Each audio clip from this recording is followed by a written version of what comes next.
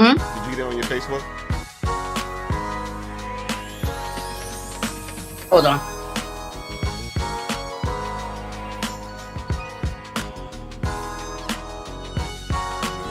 No. There you go, boss. There you go. It just came. So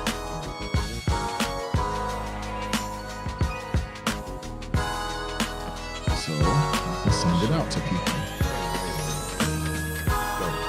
Okay, I won't.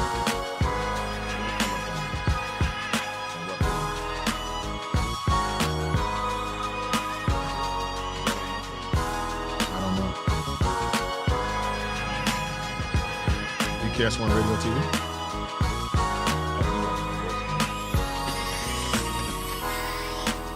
Yeah, because I'm subscribed to BKS1, so.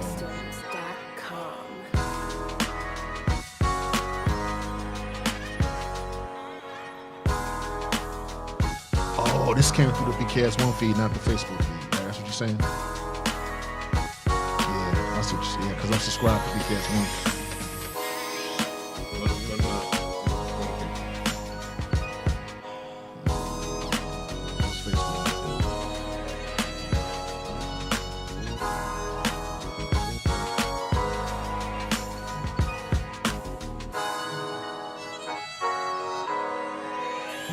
Freezing.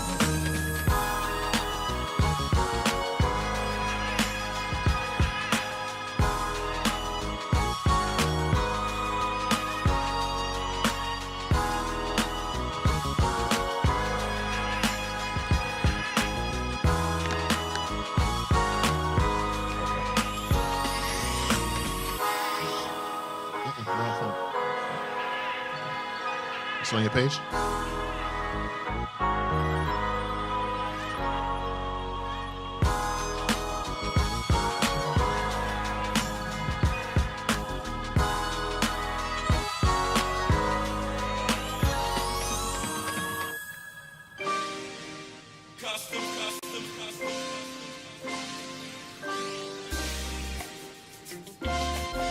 There it is, Jimmy. There it is.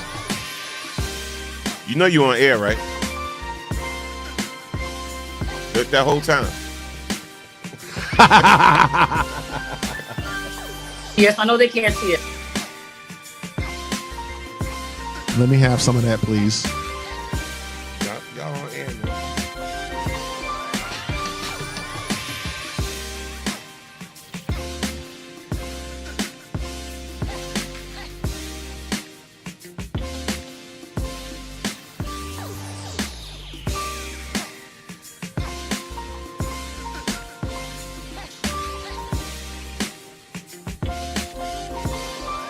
Check one. Coming right up. On the show. Hey, hey, hey. It's the Man Cave on the show. Hey. It's the Man Cave on the show. It's the Man Cave on the show.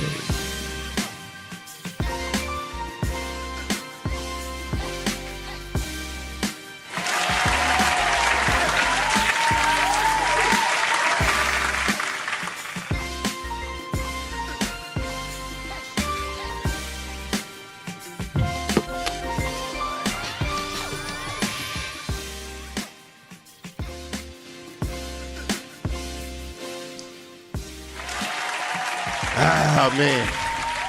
Feels good. Feels good to be back. The crew is back. Yes. The official Man Cave Morning Show. Shout out to everybody on the check-in. Welcome. Man, I'm just happy, man. I'm just happy to be back. I'm pressing the wrong buttons, all of that. I don't care, because we're going to talk about all this today. Shout out to everybody on the check-in, man. Listen, in case y'all don't know, this is my dude, Woo, right here. Clap it up for my dude, Woo. Hi, back from the dead. Sorry, sir. I don't even want no music. And we have our co-host, Akisa Mendez, on the check-in. Hello. I don't think they can see me, but hi. Yeah, they can see you. Hey, Kiss. Oh, okay, I don't see myself on stage. I'm sorry. They can see you. I'll bring you in even better. Welcome, Kiss. How you doing? Clap it up for Kiss, man. I'm happy to be back because listen, I got a lot to say. I've been holding my tongue.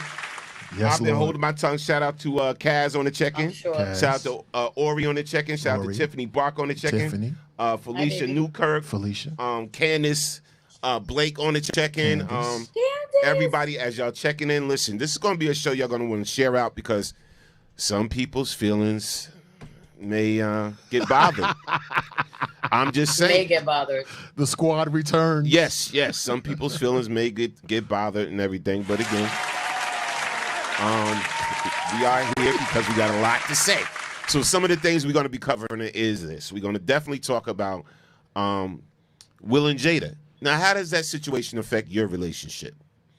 Because you can be Will and Jada. You too can be them. You too can be in an entanglement. Entanglements. Yes, absolutely. And we're going to talk about Nick Cannon, man, because I see a lot of people upset that he apologized and all of that. But we really going to break that down. But first, again, let me give some love. Shout out to Laverne. Shout out to Amos on the check-in. Tracy Abram on the check-in.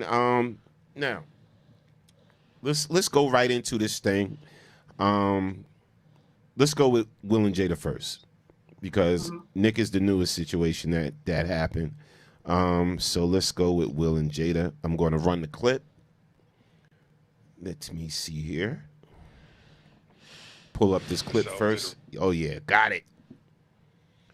Let's run this clip. Let's listen to this clip. And then let's talk about it. Red table. I think you need to say clearly what happened.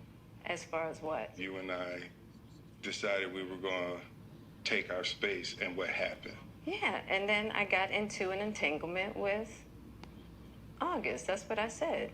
An entanglement? Yes. Yes. A relationship? Yes, it was a relationship. Absolutely. I was in a lot of pain, and I was very broken. Now, in the process of that relationship, I definitely realized that you can't find happiness outside of yourself. And luckily enough, you and I were also going through a process of healing in a much different manner. I would definitely say we did everything that we could to get away from each other, only to realize that wasn't possible. So we come into the red table. So I'm in the Jada position right now. So Okay. you know, you during that time launched into an interaction with August. What do you feel like you were looking for? I just wanted to feel good. It had been so long since I felt good. And it was really a joy to just help heal somebody. Yourself to the red table. I think you need to say clearly what happened. Okay. As far as what? You and I decided we were going to Enough of take our space, and what happened? that whole situation. All right, so Let's just cut the bullshit. Tell us what really went down. let's talk about it. Let's talk about it real quick because I didn't address this. And Woo, we didn't talk about it together. None of us really discussed this. But I'm gonna go right into my whole feelings about the whole thing. All right. Yes, I feel Jada was wrong, even though they were separated. Now, when you separate it and you say, we are separated, we got some differences, we got problems, we got some issues, we need our space. So we're going to separate. Still married, though. But we're just going to separate so we could think things through about what we're going to do. So in the process of her separation, she needed to feel good. Right? Because she, according to her, she hasn't felt good in a long time. A long. Now, you are Jada Pinkett. You are still an attractive, beautiful woman. You can have any man that you want to. The problem that I have is that it was one of their kids' friends. Woo, Lord Jesus. So this is the problem that Norm got, all right? Because a lot of people ain't, let's talk about the elephant in the room. All right. So, my child brings home Susie. Her friend. Susie's legal, but my child brings home Susie. Same age as your child. Susie has some issues. Susie has some issues Right. that me and my wife is going to help Susie out with. Hear me on this. Susie got some, we trying to work through, help Susie out with her issues. She got some emotional problems and all of that. We trying to work through it. So now I become a what? A mentor to you. Yes, sir. I become almost like a parent A father, sir. to you. A father. So now, me and wifey have some problems or whatever like that. Go ahead, Dad. We separate, whatever the case may be. Meanwhile, I still maintain a relationship with Susie. Father. All right. Susie though. I start feeling Shut up, kid. like I need to be happy. I miss physical interaction. You want to feel good? All of you know? this. Susie happens to be in my space, and I have an entanglement with Susie. Y'all know damn well. Y'all know damn well. Yo. A lot of y'all gonna have a problem with that Oh, God. for a few reasons. One, Susie's a lot younger than me, and then two, Susie was my child's friend. Your surrogate daughter, sir. So that is the part that bothers me, not the fact that she had a sexual relationship with someone when they were separated, when they were apart. That don't bother me like it bothers a lot of other people because they were separated, they weren't together, whatever. I have the problem because to me, it's like you took advantage of somebody that you were helping Woody Allen. emotionally. So this is what a lot of people are not talking about, really. So I wanted to talk about this, and this is why I'm glad the three of us is here. We got three different opinions. Shout out to everybody on the check-in. Shout out to C. C, what's good? Shout out to Cordelia. Shout out to Demetria. Shout out to Tracy. Just shout out to Nancy. Nancy, what's good? Lena, what's good? Lena. Denise. All right, Denise. Kaz, everybody. Kaz. Sandy. Sandy. So based on what I just said of why I got the problem with it, I need Woo or Kiss to chime in on it. Who wants to go first? Who can go first? I'm dying to hear what you Thank gotta say. I was going to say ladies first. I find her behavior predatory. I find her actions pimpish. I think that if you look at the Me Too movement and when they talk about the power differentiation between someone in power and someone that's not, I have a problem with the age. I have a problem with the relationship. I think that in general, men mature much slower than women. But if you look at the type of problems that this brother had, he has liver disease. He has disease. Kiss. He has physical disease. Kiss. He also has mental illness problems.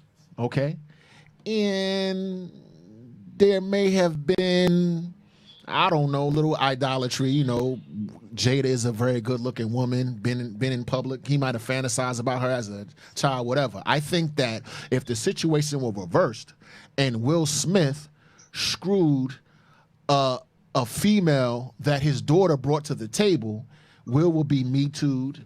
It will be unacceptable. Listen. He will be in a jail cell with who?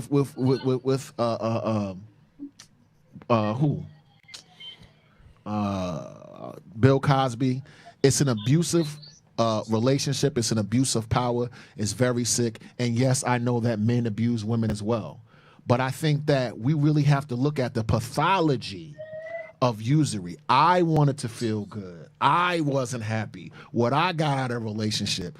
God bless that boy. And I don't want that boy to do anything stupid moving forward. God forbid he does something, General, in terms of his mental health. Then we talking about something completely different. Right. Hey, look, I agree.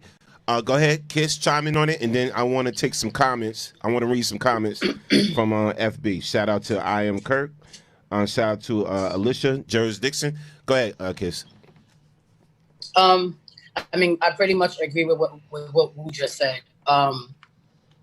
There's a lot of different things going through my head about the situation, because I know that in life, when we're in relationships, sometimes, we know that they all start out great and then they get bad. And I feel like with Will and Jada, they've been very vocal about the ins and outs of their relationships, when they were having problems, when they weren't, when they were separated, when they were happy, when they weren't, and all this good stuff. When it comes to the Jada and August situation, like I said, I agree with everything that Will said, right? Mm-hmm. But then you got to start thinking about it on another aspect. If it wasn't August Alsina, if it was some random other guy that was older, would everybody still have the same energy? Because I feel like in relationships, even when you're at your happiest, people still get into entanglements. It's just because I'm just saying, in all reality, this is not about her not feeling good or they not, them not going through like a good spurt, if you will. I just feel like what she did was selfish, and we don't know the ins and outs. So we can't all sit here and act like we were sitting in their bedroom when they had the conversation and said that they were going to separate or whatever. But there's a lot of situations where people get, they get separated and they say, you can go and do what you want. If we're going to be separated, go and be happy. Now, with the situation with this young kid, of course, it just all looks bad. You get what I'm saying? Yeah. But I just feel like if it was somebody that was her age, somebody that was on her level, so to speak, that didn't have all these issues, and she just happened to sleep with this guy, would everybody still have the same energy? No. Would everybody still agree with the fact that she just needs to feel good? And the part that bothers me is that, again, we don't know the situation, but the part that bothers me is how hurt Will looked. Like, the man looked like he wanted to jump off the nearest building. You get what I'm saying? And I just feel like the way she said it was very selfish. It was just like, yeah, we separated, whatever. I wasn't happy. I wasn't all these things. But in all actuality, what about him? And like you said, if he would have been the one that would have went outside of the marriage and dated somebody, whether it been a younger girl or not, would everybody feel better if it was somebody older? Like, you know what I mean? This is a misconstruence that we have with relationships. You know what, Kiss? That, like I said, that don't even bother me. That was your child's friend. Yep. And somebody who was emotionally helping. That's the problem that I have. Which in turn, to me, is not help, because now you screwed him up even more. Yep. Because that boy thought she was in love with him. Let's keep it real. Mm-hmm. You know what I mean? So now you further jacked them up. So now what? So are we going to address the fact that sometimes older women turn young boys out? I mean, that's a fact. Now, in terms of them sleeping around, and I could care less. They're grown people. I'm certainly not perfect. What I am saying is that if my wife brings home a friend of my child, this is the problem that I really have with that. As a coach, as a mentor, I've been involved with several young people in my life. I think it's completely yucky and predatory for her to use that relationship from someone that was emotionally immature, and her, God forbid something happens to that boy does something stupid. You can see how he's lashing out at different people. You can see how much pain he's in. You can see how much pain Will is in. So regardless of the rumors, and they got an open relationship and they're going to be all right, I need to address older people being predators, male or female, towards younger people. That is not right, and that is my beef. And I think that's the main thing about the situation that's sticking out is all these points that we're making just in regards to August and what he's going through in his life and his age and what he wasn't ready for, whatever. But now we want to turn the tables. Like I said, if it was an older guy, right? What would the conversation be Same like? Would power it just level. be like I just read Sandy's comment. She said, "I'm not mad at Jada. I'm disappointed." Like, I feel like when it's a relationship that like what was the thing that she said that Will said? Did I have enough girth to withstand or to be able to love you this hard? Did I have enough girth to love you through this? That's literally what he said. Yeah. I feel like when a person says something like that, like, you have to be able to put yourself in a position where you sympathize with that person and say, like, damn, like, all these years, all these ups and downs, good or bad, whatever, like, I'm still here, so to speak. Damn the rumors, damn whatever happens, because again, we don't know what happens in their home. We're out here speculating, and we have opinions, and that's what we do. People have opinions. we know society gets heavily involved in the lives of celebrities more than their own. Of course. You get what I'm saying? Mm-hmm. But at the end of the day, let's keep it real. In real life, we have relationships, but I feel like we've all gotten entangled to some degree at one point in our lives. Let's just keep it real. Nobody's been in a perfect relationship, but if you have a relationship that you have one person that's willing to go through all that shit with you, the least you can do is just be a little bit more smart about how you handle it. And I don't feel like that's what, and I agree with Sandy. I'm disappointed in how she handled it and had him looking crazy. Facts. Facts. And see, here's the thing, right? When, you know, my thing is, you had options. Now, absolutely. You had options on a lot of levels. You even had the option not to address this publicly, right? So I see a lot of people talking about, and let me clarify this right now. A lot of people are saying, why, you know, why we care about their relationship, or why even care about what they went through, or this or that, or who she slept with, whatever. She decided to make it public. Now, listen, everybody said, well, August made it public first. She didn't have to respond. Sometimes the best response is no response. It's no response. So and they both sat there and said that they weren't going to respond purposely. So why even then decide to say something? Because remember, when you bring up old stuff, when you bring up old wounds, because technically before August put this out there, this was old wounds for Will and Jada. Yeah. This is like 4 or 5 years old, 5 years old for Will and Jada, right? So the fact that he brought it out there, you could have been like, you know what? Okay, we'll deal with this. Yeah, like, honey, we're in a good place. Let's leave it alone. We good right now. We'll deal with this and blah, blah, blah. The fact that you decided to bring it to your public forum for ratings, I'm going to keep it 100. You know me. I ain't going to bullshit. So the fact that you decided to bring it to your public forum, the Red Table, for all of us to be able to weigh in on it, to profit from it, and chime in on it, yeah, or whatever.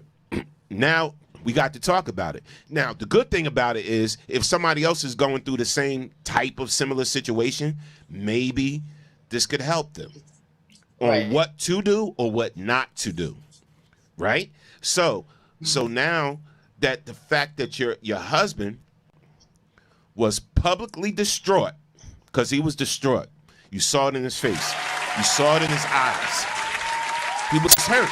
He was hurt by certain commentary you was making right there. Absolutely. And then you disguise having sex with somebody with entanglement. You put a pretty word. You put a nice little pretty, you dressed it up. You dressed up the fact that you slept with your child's friend. You dressed it up. You made it, try to make it look pretty and cute. All right, that's one thing. 2, you said, I just haven't been happy. I needed to feel happy again. I haven't felt happy in so long. Right after you were just talking about basically having a relationship with this guy. So basically, I haven't did this in so long. I haven't felt good in so long. You saying that to your mate, I don't care if a man is saying that to a woman saying that to their man, whatever, publicly, you saw it in his face, man. Dude was hurt. So what you saw was demasculation, right? You saw a Lilith spirit, right? You saw Delilah cut Samson's hair in public, is what you saw. You saw him become depowered by the person that was closest to him. This is another point I want to bring up. In this society where we are dealing with murder and all type of everything that we're dealing with the disease and whatever, the Smiths were an example, a shining example of success. And that particular male masculine energy was lauded as someone who was out here doing the right thing. Yeah, they got an open marriage. Yes, they're in Hollywood, blah, blah, blah, blah. I don't give a care about that. I don't give a care about people cheating on one another. What I care about is the execution of this man's image, 1, and 2, the callous way in which she discussed it. Because to me, because people say he's acting and those tears aren't real, I saw true pain. And I'm speaking to her intention, because I didn't say go to the Red Table. Like you said, they could have not said anything at all. Number 2, you are a quadrillionaire. Woman, you could have got therapy.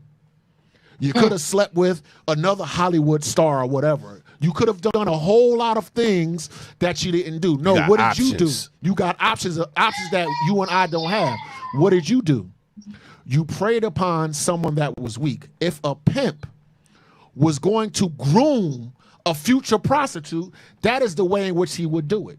And that's what you saw in her actions, and also cutting the legs off of one of our last shining examples of black positive masculinity. You always want to talk about toxic masculinity and women this and women that. But let's talk about toxic femininity. Let's talk about this thing that's in our community that's not right either way. So I'm not trying to get this into a battle of the sexes, but if you're going to hold men accountable, then you damn sure are going to hold powerful women accountable as well. She wrong, dead wrong. Absolutely. Absolutely. Listen. All I'm saying is, there's a way to do certain things, man. And it's like, it's like the way it came out and just the whole way the thing was handled. It's just I felt this pain. I felt it. I really did too. I was like cringing. I really did. I watched the 12 minutes of the joint and I was like cringing because I was like, damn. Yeah. I literally was staring at him the whole time, just watching his reaction to everything that she said. And the part when she said, I just need to feel good, I feel like that was the moment where he completely just broke in half. But again, I think that's something, and I agree with both of you guys. Like, I think it's something that, because even for me, I was seeing pictures of them all the time, like on vacation and this and that. And even it crossed my mind, like, oh, he's close to family, whatever, you know, just as a viewer. But at the same time, it's like, if nobody really knew what was going on, we don't know the reasons as to why August decided to say something. But I'm pretty sure it had to do with the fact that maybe he thought this was going to be something else way more than what it was. And now he's broken about it. So that's why he spoke out about it. But again, I just feel like Norm said, sometimes the best response is no response, because then nobody would have this distraction. This is what it is also. Because why do we care so damn much? Because at the end of the day, because y'all decided to put it out there. Yeah. No, right. Of course. But I'm just saying, just me as a person, and I'm sure a lot of us agree, like when you're going through stuff like that, it just shows how the world is, how they're so much more familiar with wanting to know what's going on with these celebrities in their love lives as if it's going to help your shit. It's not going to help your shit. Everybody has to be able to help their own issues. I'm not going to sit here and watch TV and say, well, I'm going to go and do what Will and Jada's going to do. Right. That's not going to work for me. You get what I'm saying? So I just feel like they should just like he said, we purposely didn't respond, and then we felt like we had to. You really didn't have to. You could have kept that between you two and fixed it. You know what I mean? And under your own roof, nobody had to know nothing. Well, now you look crazy. Here's the thing. You can see the post effect, right? The post effect, without even hearing anything from them, because one, she disabled her comments after the show. She disabled her comments on IG, right? Because she was getting a lot of backlash from people, right? And then Will, a lot of sympathy kicked in for Will. But what people are wrong at somehow, when men do that to women all the time, but it's still a little bit different, because wow, you really slept with your child's friend, and that keeps coming back and popping into my head, and the fact that she gets a pass because she's a woman. Yep. She gets a pass. Because for being again, a monster. If that was a male, it would have been all types of spins and twists on it, and then Me Too would have been coming out again or whatever. And like women would have been saying they did it to them too. Because everybody got love for the Red Table, people got love for the Red Table Forum, and the fact that she's Jada, whatever like that. You know, here's where the double standard kicks in. This is where the double standard kicks in, and no, we got to play fair, people. We got to start playing fair. All right. Yeah. We don't like it. We don't like it in racism. When we have conversations about racism, when they don't play fair, and now with this whole thing about the whole Me Too movement and being held accountable for your actions and what you do, that's right. We got to start playing fair. Right. We got to start getting rid of the double standard. So if Wu was a monster for doing it, that's right. Then she's a monster for doing it. Right. If he's a predator, a predator for doing it, right, then she's a predator for doing it. I don't know if y'all agree or disagree or not, but let's keep it 100. Go ahead, Kiss. I'm sorry, you was trying to say something.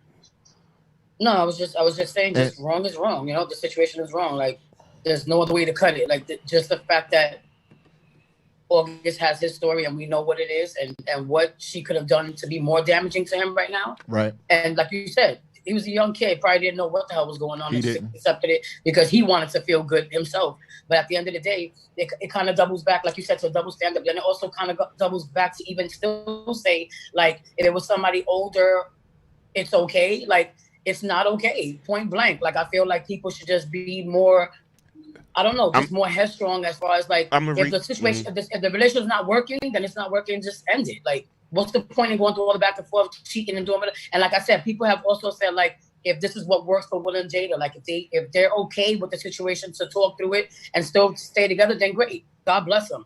But again, that's the part that's bothering me is all these things that this kid was going through, and it's a lot. It's a lot. All right, let me read some comments. Alicia said, jurisdiction, she said, August was at the Red Table in 2018. Why didn't he say anything? Why was he laughing and smiling with Jada and her family? Now he has a new CD coming out, and he needed to be relevant. But again, I'm glad you brought that point up that he needs to be relevant now, because the only winner in this situation is August, right? He's the real winner in this situation because he's in the business where any press is great press. He's in that type of business. All right, he has a new project coming out. I don't own any August Alsina music. I'm just saying. I don't. He's not in my CD player. When I go into the car and I turn on music, whatever like that, I ain't got no CDs, no flash drives, so I don't listen to his music. So he's not relevant to me. But maybe he's relevant to some other people, some younger people, whatever the case may be. But now everybody that didn't know who he is knows who he is, and based on this situation. So now you can do songs about it. People going to be curious about his music. This just boosts his stock up 200%. So he's the only winner out this situation. There's no boo-hoo. There's no crying tears from him because you got to sleep with a major celebrity, right? You got to sleep. You got to befriend a major celebrity's family, right? You got to meet people, influential people through the whole connection. And now you got a new project out that has extra marketing boost because of this whole Red Table talks of people talking about you. You're the winner, dude. You're the winner. I don't feel sorry for you at all. I have no type of compassion for you in this situation because now you winning. You winning behind it. The loser is Will. And then Jada. But the losers will out this situation. Let me jump in. So, in that relationship, go ahead. So when you say August has a new CD coming out, the Smiths put out Red Table Talk and got more hits than they ever have. So they're also benefiting from whatever you want to call it. That's the first thing I want to say. The second thing, in the Me Too generation, women come out and be like, yo, 10 years ago something happened to me? And what do the world do? Shut up. You're an opportunist. You just want that person's money. And the person let's say the person comes out and something really did happen to them and they really were abused. They get dragged by the public mercilessly. They get dragged. Oh, you just trying to get clout chasing. It didn't really happen, this, that, and the other.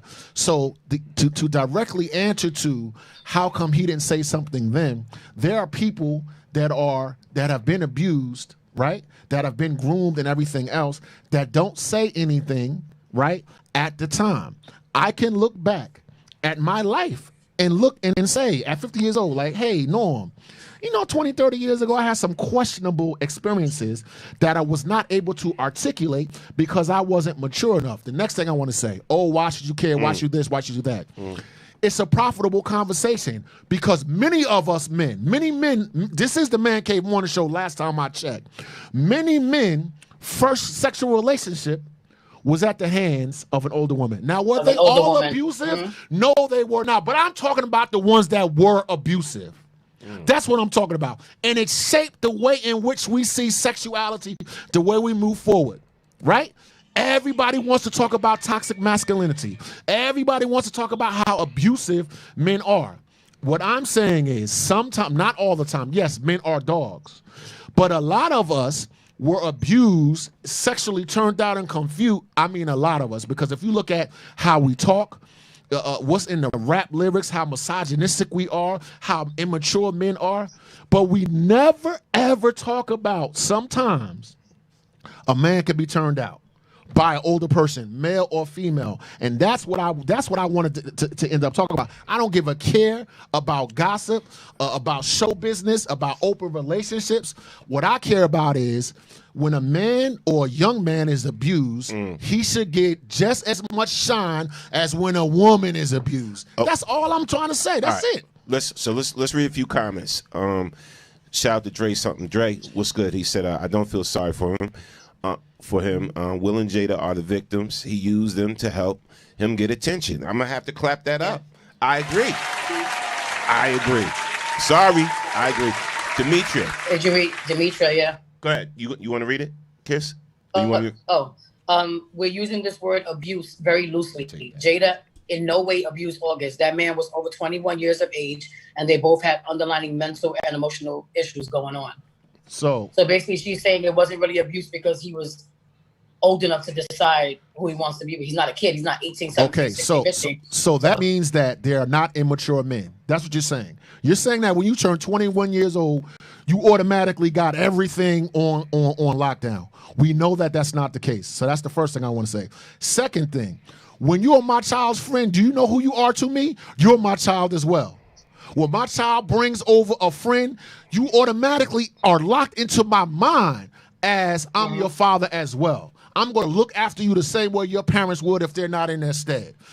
Exactly. I'm not using the term abuse loosely. The boy was mentally ill, and as we know, because they started out trying to help him first, right? Because he had emotional issues, right? So she was out there trying to help him.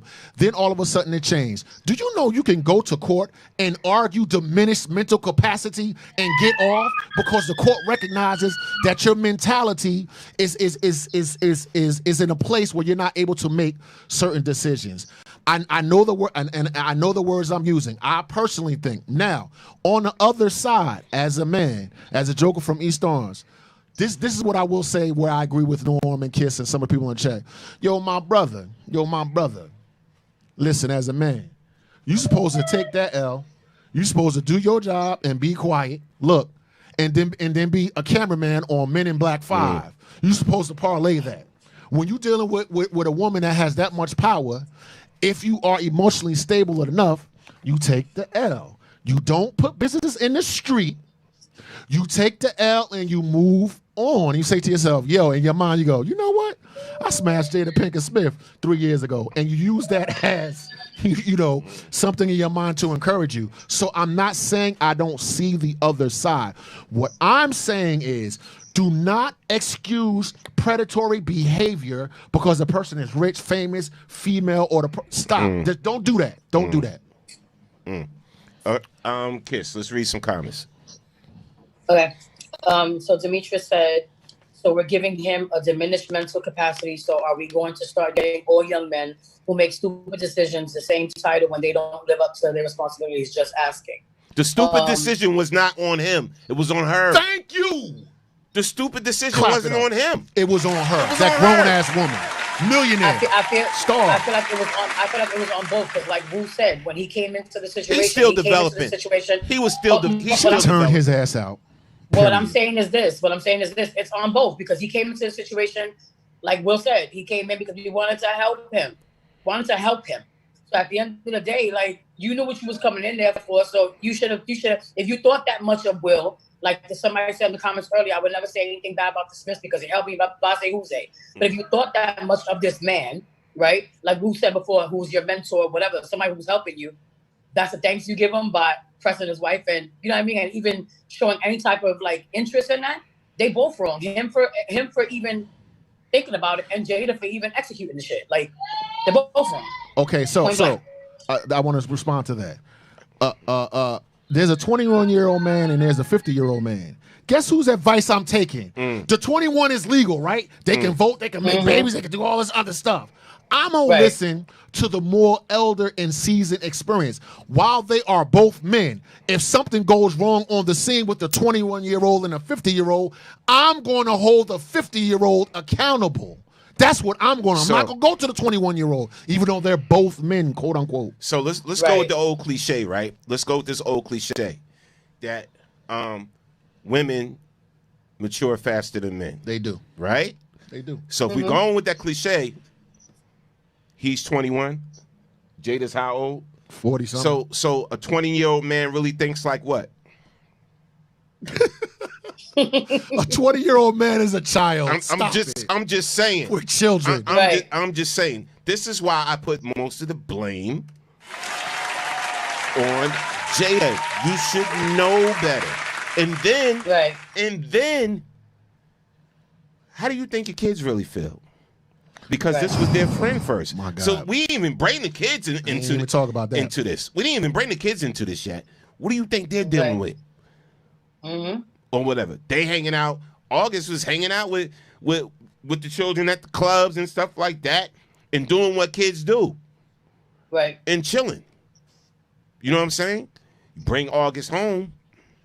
Didn't know August would become that dude with your mom. Right. You thinking August with Willow in the pictures. That's what you thought. When you said, oh, Willow was dating August. That's what you thought, right? That's what I did think that. Yeah, I did too. Think that. So did I. So nah.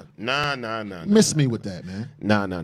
Listen. As adults, and I know this because I know the mistakes I made in my life with my son or whatever like that. I hold myself accountable. Thank you. I hold myself accountable.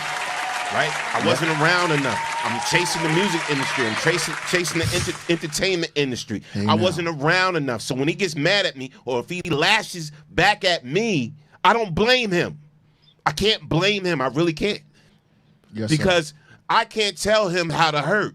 Right. You feel me? Right. I can't tell him how to hurt or whatever like that. You know what I'm saying? So I got to take full accountability for this. You feel me? I do. So my thing is going back to Jada. Listen, man, she got to take full accountability because she should have known better.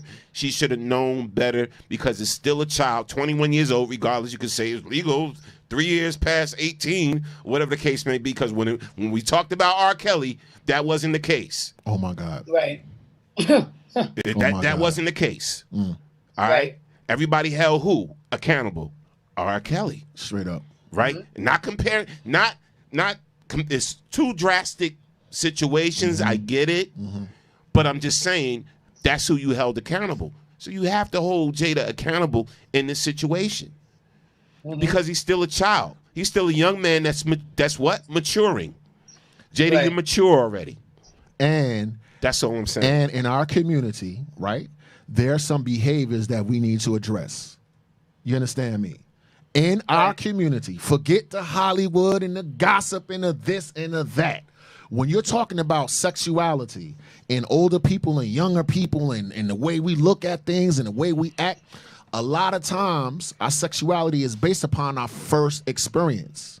A lot of us have had experiences with older people when we weren't quite mature enough. This is the reason we're having the conversation. Nobody gives a care about Hollywood and this, that, and the third.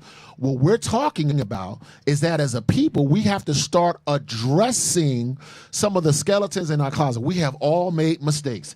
Whoop-de-doo. We have all been entangled. Right. Men are dogs, women are dogs. But when you're talking about a young person's mind, you're talking about affecting that person for the rest of their life. Now, as a coach, I got a 21-year-old, 22-year-old beautiful young woman. What I look like getting with her? That's my particular code. Now, the world may not say anything, but I know. Number two, if somebody stepped to my daughter that was my age, we got problems, partner.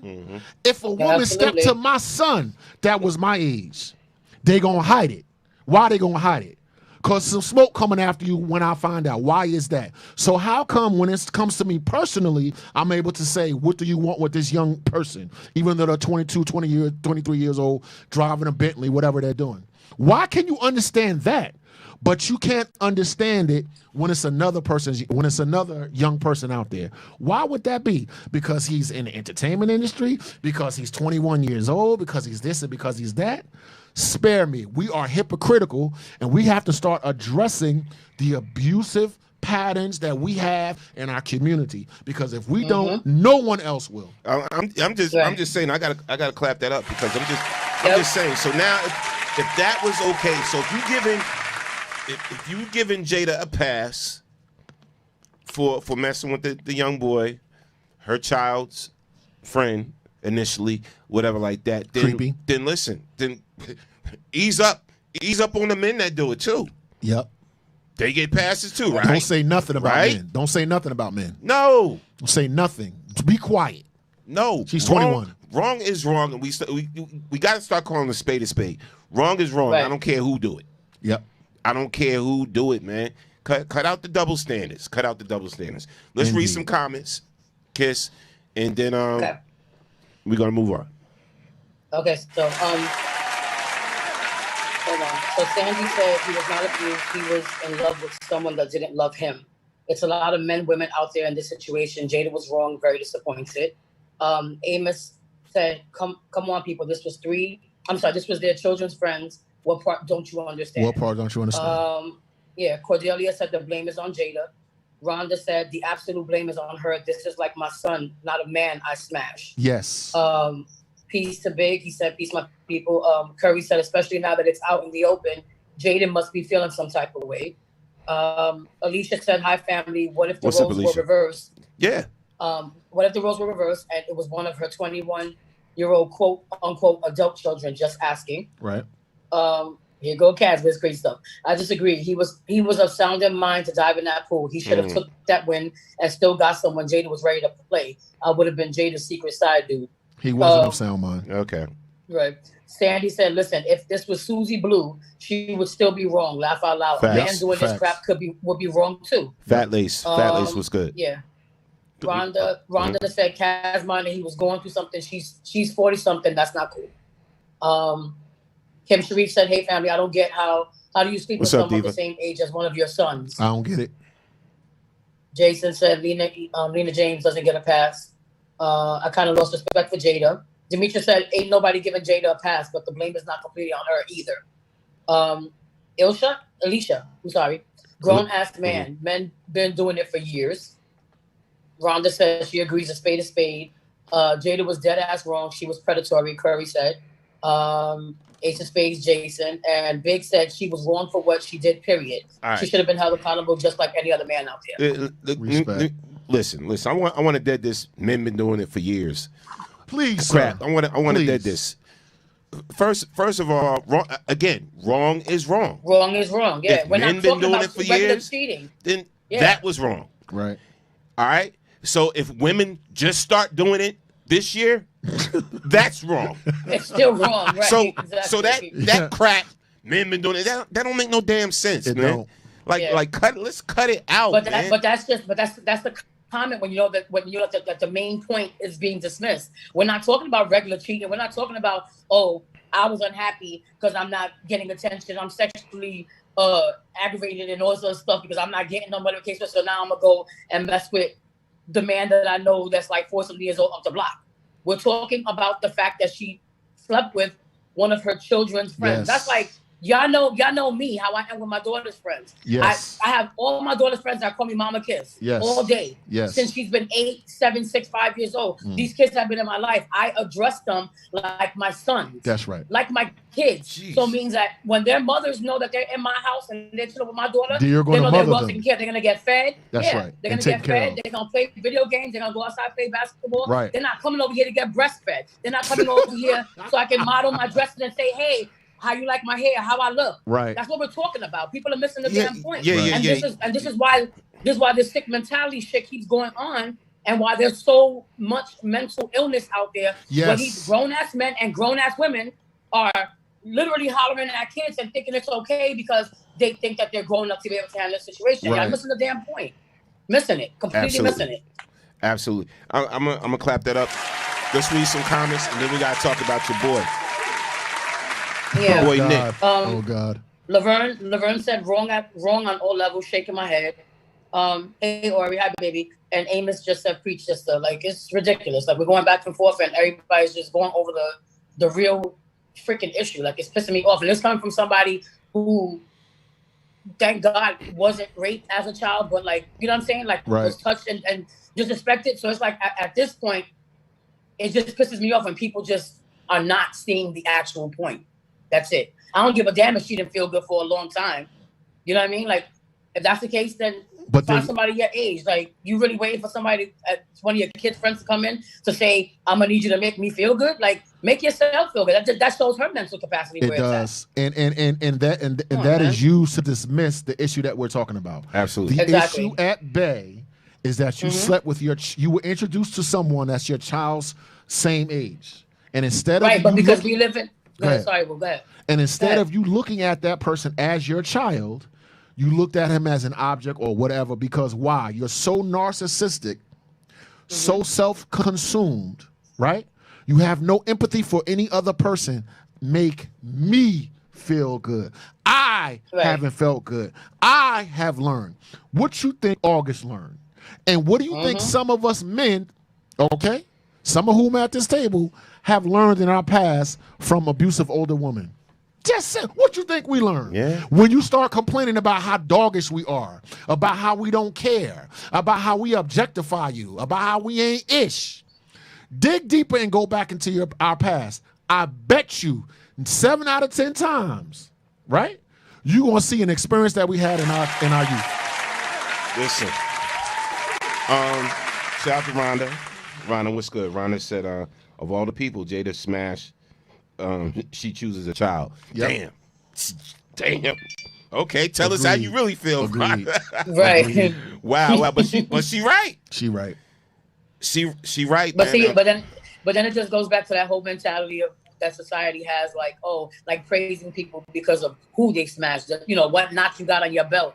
Oh, yes. I had sex with so-and-so and she does this or he does that and he got this amount of money. He drives this car. That's what's more important and that's what sucks. That's the part that sucks. I'm just saying that's the mentality that people have. Because all these charges are got against him, right? So all these charges you got against him, if that was okay what Jada did, then lessen his charges. I'm just saying. Picture that. People don't want to hear that. People don't want to hear that. All right, so listen, we're going to talk about your boy, Nick Cannon, because let me tell you what's been bothering me, man. So we know the situation about Nick. He said some things on his podcast, Cannon's Class or whatever. That's the name of it, right? Cannon's Class. Cannon's Class. Yeah, he said some things on his podcast in reference to Jewish people or whatever. And backlash was Viacom said, not today. And they fired him. So they fired him after a 20-year relationship.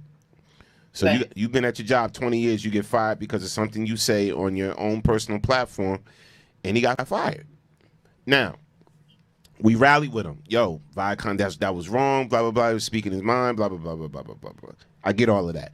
So then he comes back with an apology, right, after talking to some rabbis in reference to what he said, and he's basically said, I realized I was wrong and all this stuff like that. He apologized.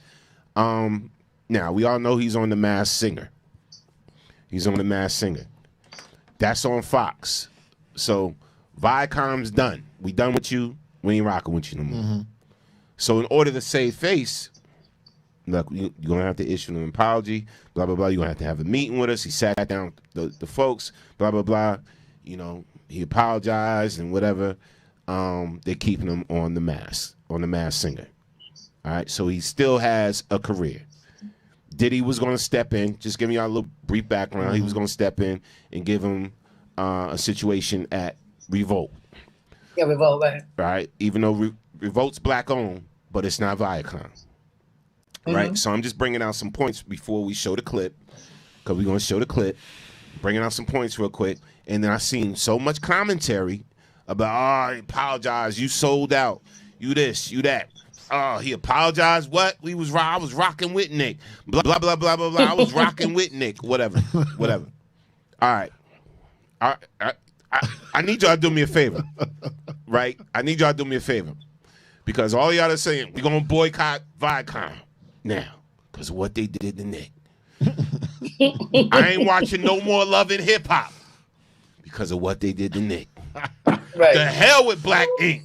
Because of what they did to Nick. Because of what they did to Nick. Right. All right? Sure, you're right. Listen, I tell you right now, if I worked at McDonald's and I got fired from McDonald's, y'all Negroes better stop eating fries and burgers. Right. I don't want to see none of y'all eat any more Big Macs. Right. Because y'all know me. Y'all actually know me. Right. So if y'all ain't gonna support me in that vein, and y'all not gonna boycott McDonald's because I get fired from it, right. y'all got to cut it out. Y'all got to cut it out.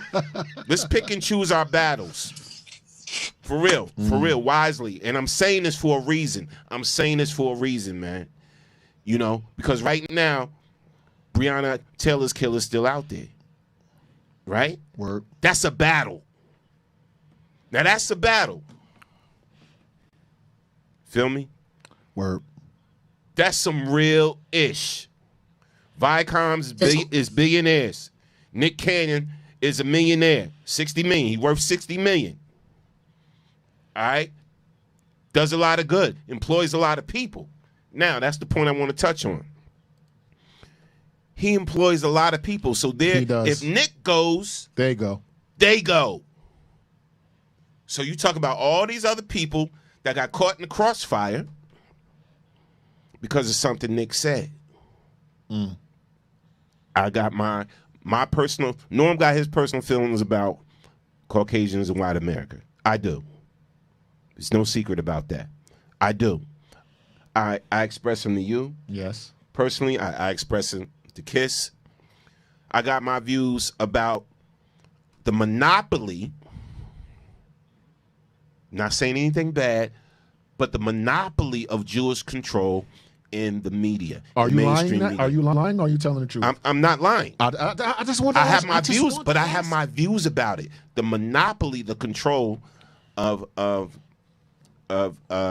media, because Jewish people mainly control it. You got to look at some of the names behind it. It's just this is not hate speech. What I'm saying right now is not hate speech. I just have a problem with the monopoly of it and the control factor. And who controls the narrative and the reasons why we can't get in certain doors. Facts. So that's what Norm has a problem with, because I know the game. You know, there's a lot. You see me on BKS, you see me doing head-to-head hits, you see me DJing, whatever like that. But I know the game. I studied the game. All right, so I know who controls what. So now what Nick spoke and said, is there some factual stuff to it? Okay. Is there some factual stuff to it? There may be some. Would I criticize a whole race and call a whole race savages and say a whole race is bad people or they're less than us? You know, same stuff they do to us. But anyway, would I do that? No. I'm not going to do that publicly. I'm not going to do it publicly. I'm not going to tell you how I really feel about certain situations and certain flaws that certain systems have, all right, that bother me, that get under my skin. I'm not going to do it publicly. I talk about it to my wife. I talk about it to my friend Kiss. I talk about it to my boy Woo. But I'm not going to do that on a public platform, all right? And especially I'm not going to speak against my boss, because when Nick spoke that, he spoke against his boss. That's it. That's his boss. Who owns Viacom? Look it up. Now, let's play the clip. Woo, after the clip, you weigh in on it. But I had to get mine out the way. And then y'all could weigh in on it, and we'll read some comments and all of that. But I'm saying what I'm saying for a reason, and then we're going to come back and we're going to speak about it. Let me find this daggone clip while y'all talking about this.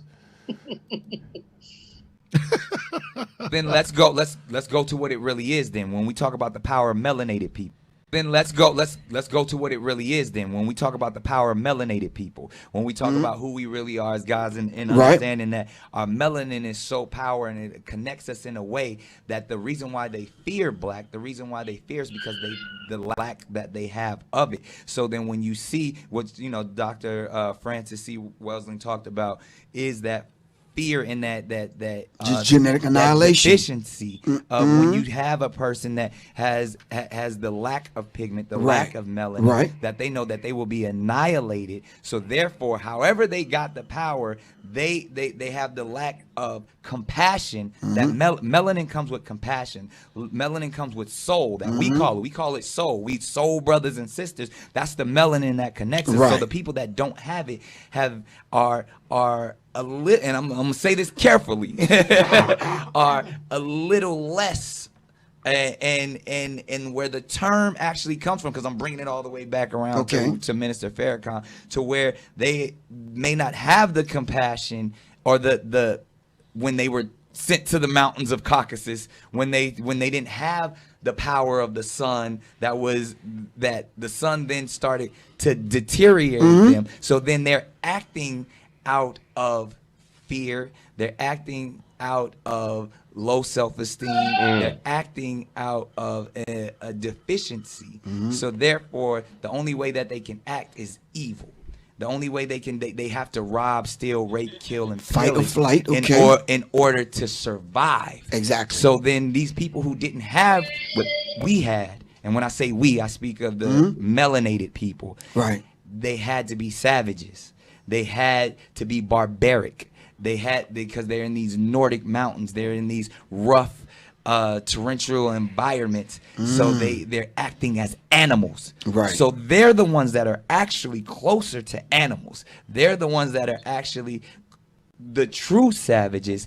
And then they built up such this I don't want to say warrior, but they built up such this conquering barbaric mentality. Okay, can we have some honesty here? All right. Well, I said I was gonna let you take it. You take it, and then I'll come back to it. Shout out to Sam C, because he made a good point that I'm definitely gonna bring up. He said they don't have to know everything. Y'all remember what Sam C just said right here? They don't have to know everything. Shout out to Barb. Barb said, when you're ready for a history lesson, come see me. And it's funny. She said, I have no fear. Go to my profile. I get you. I get you on that too. And go ahead, Will. Okay. The name of the book he was referring to is the ISIS Papers, written by Frances Cress Welsing. Look it up. God bless the ancestor. And what Dr. Frances Cress Welsing was getting to was, why racism? What is the root cause of racism? She postulated that the root cause to racism was fear of genetic annihilation. Just walk with me. I ain't going to be long. If you just leave things alone, and a black person makes love to a white person, what happens? Okay? In order for white people to procreate, a white person has to sit down with another white person.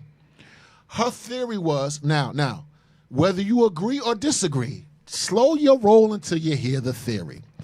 Meaning, in order to get white to propagate the race, a white has to mate with the white. We all know what happens when white people mate with black people. See Yellow Dawood? You see what happened there? But do I think I'm white? Added No. just the lighting for you. Oh, that's the lighting. That's the thing. Added just the lighting because you. I'm so yellow. You bright. That Go ahead. bright lighted, always white. So, if you're talking scientifically, right? Why racism? That's the first thing. Second thing, this is what you need to do. Look at your history books.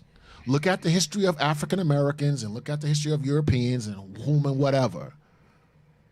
Look at the history and let history speak to you. Last thing I want to say. When I first met Norm, there's a lot of things I had to learn from Norm about business. A lot of things I had to learn from Kiss about business. It's one thing for me to spout off my personal opinion. It's one thing for me to be on my Facebook page and whom and whatever. However, when I'm on BKS1, I might even say the views that I'm expressing are not my own. Listen, dude, when I'm on BKS1, right, then what I say can affect BKS1. Last thing what Norm said, would you go to your job and tell your job exactly how you feel all the time? Not if you want to keep your job, sir. You would not. So, General, this is Dawood talking now after I've been under your tutelage. Wait, Dawood, when Nora first met me, would have said some other things. You have to you got to understand this, right? And before we get into this, 'cause I know everybody like, yeah, Nick, that's right. Yeah, man, the black man and such, whatever like that. We the original people and whatever like that. You know, I heard that all my life because I was around 5%ers all my life and whatever the case may be. And I know all of this. Like, I know that. You know that. Yes. Some of you listening, y'all know that about the original people and all this. We all know that, right? Mm-hmm. Time and place for everything, right? So every place got rules and regulation, right? So if you I don't know who out there works for anybody. This is why Norm could not work for anybody any longer. Right. This is why Norm got BKS, yo, right. Because I'm gonna say what I want. I'm gonna do it. I'm gonna do things how I want to do it, whatever like that. So, and this is what you got to do if you no longer want, if you no longer want to be, how can I say, like, prison and can't speak your mind. If you no longer want to be in prison and can't speak your mind, whatever like that, then you gotta own your own shit, basically. All right. Then you gotta own your own shit, right? You gotta own your own. Nick owns things, whatever like that. He don't own Viacom. All right. He don't own Viacom. He don't own MTV or none of that, whatever like that. He cut a deal with him, whatever deal he cut with him, whatever. You know what I'm saying? So it's like, I know what I do outside my job. Okay. It still can affect certain things. There's a cause and effect to everything, right? This is why you got certain jobs now that monitor your Facebook page. Yep. And monitor your social media, right? Because if you get out of pocket or you say things that don't align with their ideology and how they do things, you're gonna have a problem. Right? When you come to work, you cannot wear red, green, and blue. These are colors. I'm just making up colors. Yeah. You cannot wear red, green, and blue. You come in there with red, green, and blue, you're in what? You're in violation. Send you home. All right? This is why certain jobs, you cannot speak about race, religion, or politics. Do you know that? Certain jobs won't allow you to have these types of discussions. There are certain jobs like that, right? There's a time and there's a place for everything. Yes, Nick said what he said on YouTube. That was his platform. That's his podcast, right? And the whole nine. But because that still is considered media, now you're in violation of what, especially for people that don't understand. So a lot of us are saying, well, what did he say that was wrong? Certain things I heard Nick say was factual. Right. Certain things was factual, 100% fact. But at the same time, I'm not going to publicly, because this is why when I speak and I talk, and even if I do talk about the atrocities of white people, I make sure I preface now. I say, some white people will such and such and such and such. Not all, because I choose my words carefully now. I choose it carefully. I say some white people will do this and blah, blah, blah, and they think this, or they're racist, or they have this white supremacist mindset, or blah, blah, blah, blah, blah. Not all, right? Because I know how people will take it and use it against me. I've learned that, right? When I'm talking about, if I'm talking about Italians, right? And I just say, oh, these Italians, they're all mob this, they all got mob mentalities, they're all in the mafia or whatever like that, I'm wrong. I could be held accountable for that statement, and somebody could view that as hate speech. Because I lumped the whole group of people and I said they're all mafia. I'm just using an example. So I have to kind of, you have to think about what you say and when you say it and when you do it. All right? And I know some of you are like, well, I'm going to say what I want to say and blah, blah, blah, blah, blah. Then work for yourself. If Nick had his own network, right? If Nick had his own distribution, right? Nick can say what the hell he wants to say. He can say what he want to say. Right. But he don't. And until we have our own, and this is what I'm leading up to, until we all get our own and start supporting our own, we have to follow certain guidelines. Right? And that does mean there's a time and place for you to do and say whatever, but not on somebody else's dime. Right? Not on somebody else's dime. Go ahead, Will. So I agree with everything that you're saying 100%. I also agree with, I understand the country in which I live, and I understand the way things work. To wit. I said he spoke some truth. Yeah, no. I'm just reading somebody's comment. But go ahead. I said he spoke some truth. So because time and place for it, though. When you're talking about accountability, some white folks hold every black person accountable for every wrong thing that any black person has ever done in life. Okay, black on black crime, for instance. You're the victim of a violent crime. You're statistically going to be the victim of that crime vis-a-vis your race. 93% of violent crimes happen to black people or that are black on black. 89% of violence perpetrated upon white people are perpetrated upon white people, but they never say there's white on white crime, for instance. Number two, I realized that the feelings of some people is more valuable than my life. To wit, if one white person, for like a Karen, is in fear of me walking down the street, going to the store, whatever the case may be. Okay? This is how she feel, not what she know. She could then call the police, and the police can come and kill me. So there you have, her feeling is more valid than my life. Last thing. People get very upset about people's opinions. In America, some people's opinions are more valuable than black people's lives, because we know white folks come on here, say all kind of crazy stuff. Right. Don't get depowered, don't get set down, don't get the president of the United States, blah blah blah. To wit, and I'm done. That's why Norm own his own shit. And until we own our own stuff, there's never going to be a level playing field. It's getting better. I have seen improvements, but I can't act like, you know, it's not a racial dynamic that occurs, like if you want to say anti-Semitic as opposed to anti-Zionist, as opposed to, you know who was anti-Semitic? Martin Luther King. That's all I'll say. But the thing is, how do you know that, right? How do you know he was anti-Semitic? I don't think he was, but that's what he was called by some people. Right. That's what but even he knew when to say certain things and when not to say it. Malcolm the same way.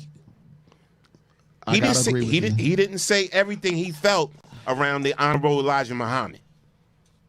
He didn't. He didn't say everything he felt. That was wrong with him in his eyes. That's a point. Do you see what I'm saying? You make a point. No, but do you see what I'm saying? No, I do see you making a point. I agree. Everything you don't put out there. I agree. Everything you don't put out there. I agree. Because sometimes you got to act like you don't know. I hate to say that too. But sometimes you got to act like you don't know. Especially if you got a job. Let them think whatever. A lot of ways we roll, and it's sad we got to roll that way. A lot of ways we roll as African Americans, you got to be strategic. Right. You have to be strategic, especially if you're a minority in this country. You know what I'm saying? It's just like, you know, back in slavery days when they kept books from us and all of that, they didn't want us to read. Why? Because what? Knowledge is what? Power. We can't empower them. If we give them books, we're going to empower them, right? Well, once we get that knowledge, you don't have to let everybody know what you know. Right. This is all I'm saying. Hear me on this. You don't have to let everybody know what you know. Some things you got to keep in your pocket. True. I'm telling you. There's reasons why I didn't cut deals or whatever like that. You know, there's other online distribution entities that step to BKS like, yo, let us distribute this and let us do that, whatever like that. I said, oh, wait a minute. It sounded good. And advancement money sounds good. but then it becomes a way to control you. You feel me? Hear me. For those in the back, then it becomes a way to control you. You know, I don't want to be controlled in that manner. You know what I'm saying? I don't want to be controlled in that manner. Nick is controlled. This is where the apology part comes in, because he's controlled. Because listen, either you want to continue to eat at this table, all right, and even though you may feel a certain way about this and that, and this is how you really feel, can you at least acknowledge that what you said hurt some people? Can you do that? Can you say that publicly? And then he probably went through his mortgage statements and his PSE&G and this bill and that bill and that bill and said, all right, I'm going to bite the bullet for now, and I'm going to apologize. But what did we do? We took to social media and we attacked him for apologizing. You know why? Because we're not in his shoes. We're not in his shoes. And we got to stop doing that, man. Because you don't know what a person is dealing with financially, or what obligations they have, whatever like that. He's still that same dude, but it's like, all right, you know. So Nick is a G, always has been. I thought Nick was a G when a lot of black folks were saying he was corny and he didn't have credibility. Number one. Number two, I've seen Nick speak blistering truth to power. I've seen Nick say some stuff that was true, and he stood on his square. I've seen him walk away from lucrative business deals because he said something in the stand-up. They want him to apologize. He said that my stand-up is my stand-up. Now, on the other hand, I have a certain set of beliefs and a certain way I do things, and I instilled that in my kids. Fast forward 19 years later, my daughter in D.C., and my daughter was in D.C. when Donald Trump used tear gas and separated the crowds and this, that, and the other. So let me just let the rubber hit the road and be transparent and perhaps a little hypocritical. I don't care. We're going to talk about some stuff. Right. Do you think I wanted my daughter protesting? Do you think I wanted my daughter in harm's way? You thinking about her safety? Yeah. Do you think I wanted my daughter in harm's way when they were shooting reporters with rubber bullets and tear gassing? Now watch this. Of course I didn't, but watch this. But here go the responsibility. Who showed his daughter how to think? What perspective does she have? What perspective did I raise her with? I got a certain way of thinking, and I propagated that with my children. Now my children have picked it up. So when I tell my daughter, don't protest, she go, yeah, right. I'm keeping it 100 with you now. I'm talking about what I've had to go through since I was on the air last. Living in fear that my daughter was going to get hurt. At the same time saying, I used to protest. I used to get locked up. At the same time, last thing, then I'm going to let you go, General, people asking me, how come I ain't protesting and what am I doing? And I've been on this since 86, son. But I am in a different position. I have different responsibilities. I have to be strategic because a general don't get shot with a private. So what I'm saying is, what Norm is saying, he's a G. He owns some stuff he doesn't own. I heard him say that he didn't all the way have the ownership of Wilding Out. No, he don't. And he don't have full ownership. Right. He has like partial intellectual property. They have partial intellectual property. You know what I'm saying? So he can't move and shake the way he wants to with that particular brand. With that brand. You know why? Because he said that. He said that himself. This ain't nothing I'm just making up. He said that himself. But here's the hypocrisy. Here's the hypocrisy of Viacom, which here's where I do have a problem with his bosses. Right? But then I get it. If you're in a boss position, you kind of get it. But here's where I have a problem with them. The hypocrisy is, if you listen to Cannon's class, he speaks a lot of other worse-ish on other ethnicities. You know what it is. And other people, he speaks a lot. When he speaks badly sometimes, I mean, he'll say some hateful stuff, but he got reasoning behind it when it comes to his own. Or maybe, yes, he does. Or maybe just Europeans in general, right? Mm-hmm. When you attack the person that controls the narrative, the certain group of people that controls the narrative, it's going to shut you up. I said earlier in the show, who controls the media? Mm-hmm. When you say something against the boss man, that's when you got issues. Boss man don't care anything else you say about anybody else. Right? Think about it. As long as it ain't about him. Yes. Let's think about it. You sit down, you gossip with your homegirl, your homeboy, whatever, and we talking about everybody else. Yes. You telling me about Bob and Jim. Yes. I'm telling you about Jim and Bob. Yes. Let me say something about you. Right. I was just gonna say that people always love. We fighting. Right. People always love the truth as long as it ain't about them. Because that's when they get offended. People always love the truth until the truth is put on them. Because that's when you get offended. That's when, oh, how dare you? But it's okay for you to speak about everybody else and everything else, whether it's wrong or right to you in your eyes. Just don't talk about me. Right. No, okay, I'm sorry. Nah, missed that memo. She's saying basically saying call the devil a nice devil to protect your money. It's not even that. Nah, it's not even that. It's that I can know you a devil, right? I can know you a devil, and I can tell my boy you a devil, whatever like that, right? Right. But what I'm saying is, even Jesus, right? If you believe in the Bible, had conversations with the devil. Y'all remember he went up to the mountain? Absolutely, he did. And all that, right? And they spoke and they had a conversation, and there was sort of some negotiation type thing there going on, supposed to be happening, or whatever the case may be. What I'm saying is, you got to know how to move. That's what I'm saying. Right. A lot of times it's not about the money, protecting your money. It's about positioning and being strategic. So you can position yourself to have your own. Right? Because these particular devils in the media, one thing they got on their side, they have a lot of knowledge and a lot of access. Key word here I'm gonna hit y'all with is access. Access is worth more than money. I'm going to say it again. Access is worth more than money. You have to know how to move in order to get access to certain things. And I'm telling you right now. So before, like I said, when I see people on the attack about how Nick moved, trust me, he's smart now. He know that at any time, at any point, even Fox now, he's on the Masked Singer with Fox. Fox could come after him at any time. So you know how he's going to move? He's going to set himself up to have his own.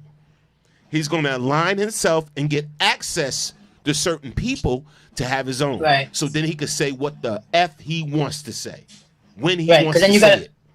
Then you got to also think about who he's employing. You get what I'm saying? Like everybody who he's bringing to the table and providing jobs for. You have to watch what you say because, it's, like Norm said, it's not about you after a while. Because now you say one thing that pisses one person off, and now everybody that came in the door with you is jobless. Then what? So it's not even about what he's saying because if he's making valid points, he's making valid points. But like we said, there's a time and a place for everything, and that goes even beyond the workplace. There's a time and a place even when you're with family. You know what I mean? You don't say certain things that you know is going to trigger an outpour of rage from somebody who could basically shut your whole life down. Let me at any given moment. Let me answer this question right here too. I don't want to mess up your name. I'll just say Yashara. All right. Oh, okay, yeah. Because I don't want to mess up your name. So I see one thing you said. Why can't that history be exposed? Listen, you can expose all the history you want to and talk about all the atrocities from other races that other races had done to us. Once you become non-dependent upon them, once you're not dependent. Oh, that's a good point. When you're not dependent no more. That's a good point. Upon them, then you can say what the hell you want. See, the key. This is why it goes back to. I don't know if you missed it earlier, brother. I was talking about ownership. When you own and he's in media, when you own your distribution and you own your network, and then you have the support of black sponsors and black-owned advertisers, you can do what the hell you want to. This is why Oprah is controlled. Hear me. I'm going to get deep with you for a minute. Why she can't do what she wants to, why she can't get behind certain causes or whatever, because the ones that everybody are mad at are the ones cutting her check, right? She has to put herself in a position where she's dealing with all black-owned businesses as sponsors and advertisers, because then she could do what the hell she wants to. But right now, you got to worry about Jergens soap. You got to worry about Xfinity or Comcast or other European-owned, Caucasian-owned entities or other Jewish-owned entities or whatever like that, right? You know, we got a handful of multi-million-dollar and multi-billion-dollar black-owned businesses, right? So if black-owned businesses rally behind Nick, he wouldn't have to worry about anything. I'm going to say it again for those that didn't hear me in the back. If black-owned businesses and companies, sponsors and advertisers rally behind Nick, he wouldn't have to worry about anything, and he could say what he wants to. All that history you talking about, brother, he could speak all of that and all of that all he wants to. This is what has to happen. So what we have to do, we have to set ourselves up for it, right?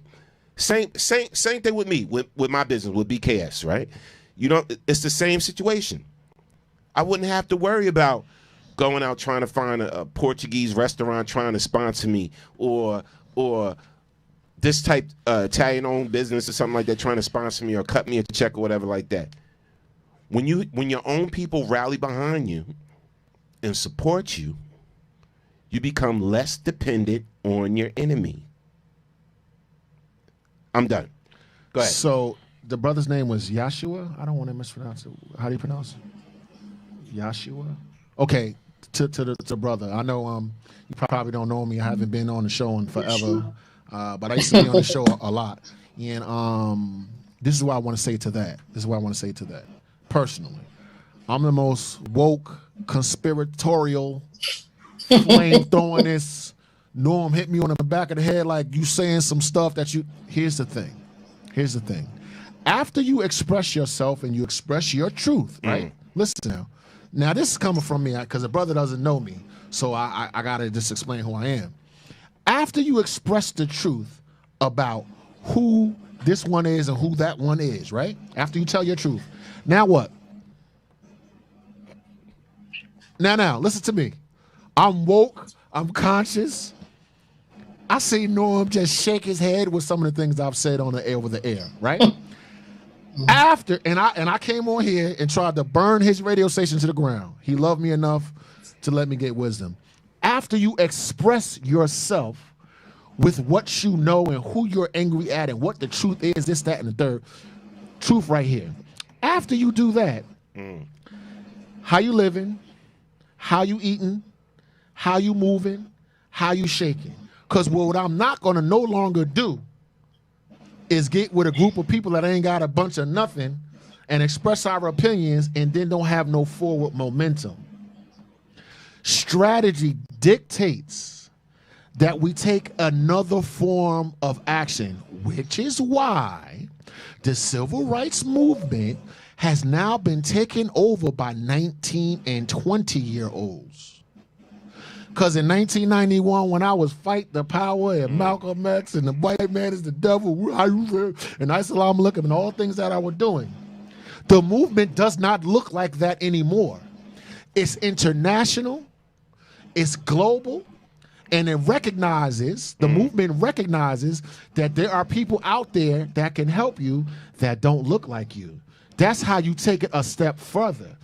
After we scream and yell and say all kind of things about other people, what are we doing to move forward? Last thing, without infrastructure, without support, without money. I'm sorry that I'm going to be done. Black people spend a whole lot of money on stupid stuff. Black people say a lot of misogynistic things in hip hop and rap and whatever. How does that translate to power to make things change? Other than us expressing our opinions about how we feel, do our dollars translate to action in a capitalistic society? Yes or no? Yep. On that note, and I hear you, but come on. No, I'm just saying. On that note, I'm not mad about how Nick's moving. I love Nick. Yeah, I support him. Yeah, I support him. I'm not mad about how he's moving. None of us is in that position. Again, right. None of us. Right. All right. Now, so what I have heard recently is that he's thinking about getting rid of his podcast. Yes, this was news that came out yesterday that he's going to get rid of Cannon's class. He's going to take a break. He's going to step back from that, or whatever the case may be. Now, Norm, you ain't putting that much pressure on Norm. Right. I get it. I apologize. Said what I had to say so I could still continue to host The Masked Singer and get a check from that, from Fox. I'm still going to keep my own platform. Yeah, why is he stepping away from his I'm platform? still and see. So maybe he could be setting himself up. See, that's what I'm saying. Before I condemn and be like, "Yo, Nick, you bugging now? You selling out and all this, whatever." We don't know what he's doing behind the scenes. And when you don't know, when a person is not telling you everything he's doing behind the scenes, you don't know. You can't condemn him yet because you don't know. That's true. So at the end of the day, again, you already heard Diddy saying, I'm gonna rock with you. I'm totally black owned. Now, I'll give Diddy, and I'm not such a huge fan of Diddy, but I give him props because now Diddy's taking the risk, because now you got to look at his sponsors on Revolt. See, I'm very perceptive. I'm very, much attentive to what's going on. Yes, very researchy. Stupid. And I'm looking at how media moves, right? So I'm looking at Revolt. And I saw some of the commercials on Revolt. Those are some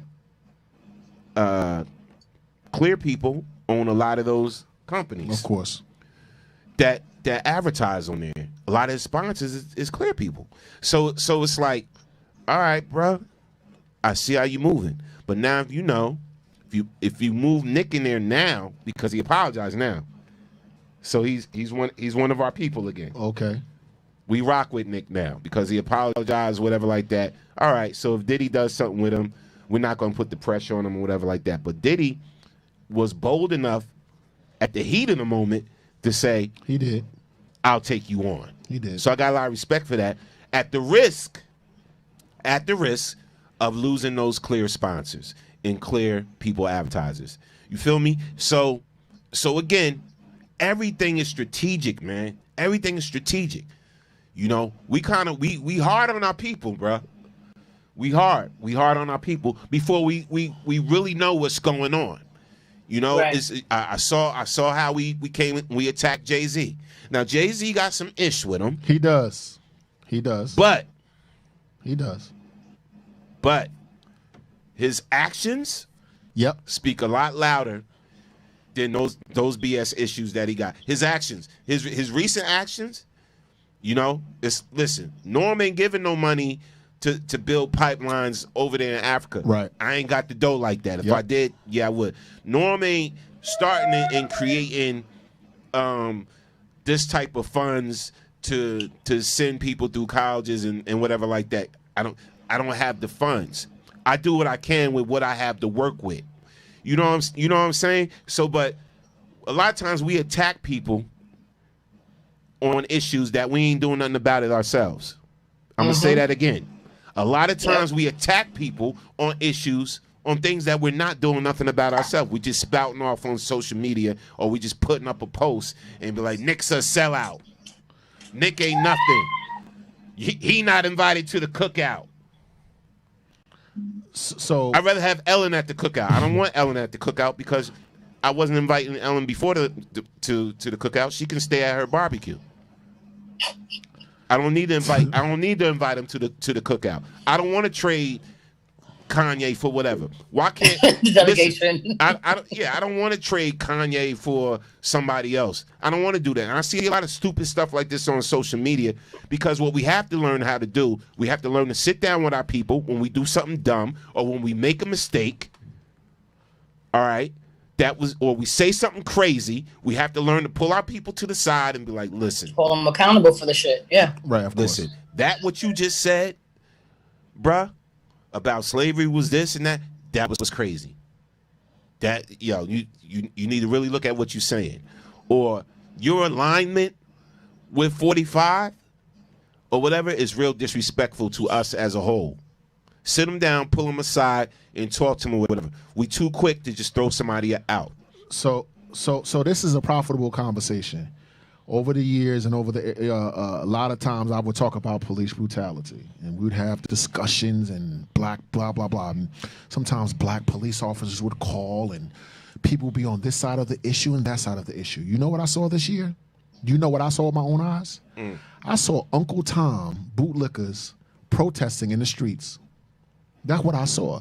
You know what else I saw? I saw black police officers who used to toe the line for the blue wall of silence, come on the air and say, you don't understand, Dawu, what it is to be a cop, and we will fight back and forth. You know what I saw? I saw some of those officers kneeling, and I saw them protesting on the front line. Now, am I mad at that? Now, listen, if I say we have to address some issues, and if I say you got to do something about it, when I see people doing something about it, what's up then? And this is something I've been thinking about a lot, especially with this new movement, because the young people are really the ones that are out there that are in the movement. I'm gonna say it was one more again. I seen Uncle Tom's on the front lines. And I seen police officers that used to stay quiet and turn the other head and not do whatever out there on the front lines. Do I criticize them and say, you're not allowed, you sellout? You're not allowed to say. This is coming from a man who said cancel Kanye 6 quadrillion times over this microphone. Cancel him, cancel him, cancel him, cancel him. Look, man, strategy, intellect, wisdom, true power. Listen. We need to be about change now. You making a change? What's up? Let's rock. Well, let's start making some stuff happen. We talk a lot. That's true. Let's start making some things happen. Here's the thing. And Yasharel says, hold them accountable with cupcakes and ice cream. Nah. You hold them accountable. A lot of times, the best way to hold somebody accountable is to stop the support, right? Absolutely. That's the best. Right. That's the best way. So absolutely, if Kanye is once you have the conversation, right? Go ahead. And you say this is where you're making a mistake and this is where you're wrong, and you have that conversation and you have that type of communication, and they still continue to repeat and make the same mistakes. Now it's time to hold you accountable. Yep. And we're not buying your records no more. Now we're not buying your CDs. Now we're not watching your television show. Now we're not doing this. Now we're not going to do that, whatever like that, because we sat you down. We had to talk with you. We told you what we didn't like and what you're doing wrong and how you're hurting our people, and you're still going to continue to do so. Right. So now we have to hold you accountable. That's how you hold somebody accountable, my brother. You know what I'm saying? That's how you hold them accountable. Now we're going to have to take away our dollars and our support. That's what anybody to make change occur that does us wrong. That's to make what change occur. Anybody. All right. If you a black-owned business and you only accepting clear dollars, we're gonna have to talk to you. Why won't you accept our dollars and work with us the same way? All right. So now that you continue to only accept their clear dollars, all right, we're not gonna rock with you at all. And when they shun you, because they will eventually, as they always do, when something goes wrong and they cut you off, you're gonna need us. We're not gonna be there for you. That's how we're going to hold you accountable for your actions, what you did to us after we didn't talk to you. So I'm definitely for calling a spade a spade. I'm definitely for holding black people accountable, right? I'm definitely for speaking truth to power and telling the truth, but I'm for being strategic and using wisdom. Watch this. Right. When they came to Coretta Scott King and said to her, look at your husband. He's a dirty cheat. He's cheating on you. He's having extramarital affairs and this and that and the other. Did Coretta Scott go, hello, Martin Luther King is a dog. And he's this and he's that. And you shouldn't support him and you shouldn't move the way he moves. No. Was that the truth? Huh? But was there something larger that needed to occur? Did the movement have to move forward? She could have told her truth right then and derailed an entire movement in which she did. None of us would even be sitting where we are right now today. She could have derailed it with her truth and her screaming and her yelling. Or she could have looked at a grander design to say, listen, there's someone coming after me. I need to build infrastructure. I'm not for selling out. I am now for building infrastructure. Let me tell you, I done been mad, scream, been in 6 quadrillion rallies. Me personally. I'm not judging nobody. But now, I want practical power. I want change, and I want us to take our financial dollar, right, to force things to happen the same way other people force. Listen, the emotionalism and the rah-rah and the this and the that, and see, not no more. The key word you said is emotions. A lot of times we let our emotions get wrapped up. And I do. Because when you use that example with Coretta Scott King and Dr. Martin Luther King, I love that because if she was emotional behind everything that she was told by the FBI, right, that set Martin up, if she was emotional about it, she would have put all Martin's business out there. She would have put all his plans out there. She would have said he ain't this, whatever like that, because that's what they wanted to happen. Thank you. Right. And sometimes when we get emotional, we don't realize we'll F up things for ourselves as well. For ourselves, exactly. Because we want to black out. Stop the momentum. And we want to lash out. And it's like we don't realize we just hurt ourselves by being too emotional. Right? So what she did was she said in her mind, I'm not going to let you see any division. Thank you. Between me and my husband. That's right. I'm going to fight you. You want to see division and conflict between me and my husband. Right. I'm not going to let y'all see that. We're going to be together with this. And what we did, we took this beast called social media, right? As soon as we get a little mad at somebody or a little upset at somebody, we say, oh, this Nick ain't shit. Oh, this Negro ain't this. Oh, this ain't that. This B ain't that. This is what we do. This is what we do ourselves. Absolutely. And they sit back and they look at it and they're like, yes. They glorified by it. They're like, yes. They're happy when they see that division. They're happy when they see us go at each other on social media. Oh, this one ain't that. This one ain't that. They love to see us attacking each other. Right. And we fall victim to it every time. All the time. Right. Because we want attention and we want to be heard, and we're too emotional. We are too damn emotional. We have to start thinking and be a little bit more strategic. Now we talk a great game. We got to build Black Wall Street again. Right. We gonna build it again. Yeah. We gonna get up from under their foot. Man, listen. I watch people move, man. People have a lot of selfish intent. If it ain't directly benefiting them, they ain't not touching it. Right. And I see this all the time with this whole let's build Black Wall Street again. Because when you really look at it, it's not that hard. With all our resources collectively and all our talent collectively, it is not that hard. Go ahead. So when you talk about a Nick Cannon that's got $60 million, that was able to be, you know, I'm thinking like he shouldn't be able to be hurt by Viacom, but he was, right? Because now, again, he's hurt by the person that controls the narrative. And again, and I say this over and over again, until we control our own narrative, we will continue to be victims to the powers that be. We got to start controlling our narrative. And speaking of the and support it. And speaking of the powers that be, some of us, right, are more supportive to our open enemy than we are to ourselves. I'm talking about financially. Now, there's these luxury brands out there and shoes and clothes that say all kind of anti-black racial stuff. Black people still break their back to support someone that hates you and does not even want your own support. Let me say that again.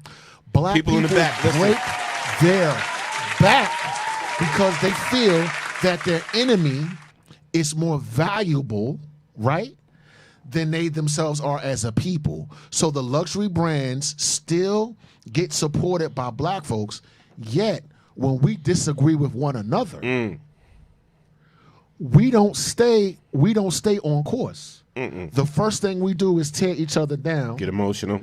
Because we feel that expressing ourselves emotionally, and I know what I'm talking about because this is how I used to be.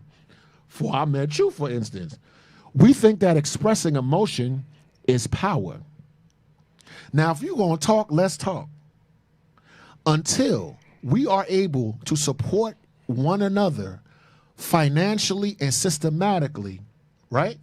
Please don't talk to me about what the enemy is doing. I know what the enemy is doing. My name is Dawood Ali. Grew up in the struggle, all of that.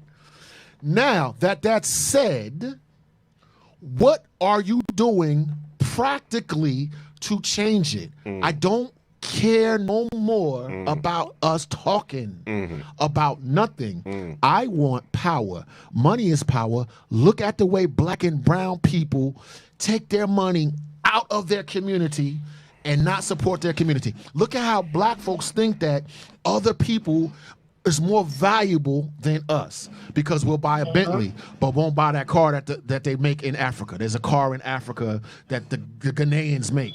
You don't see that African car in no rap video, do you? Why? Because you don't value yourself. So if you want to start talking, we're going to talk for real about us truly valuing ourselves.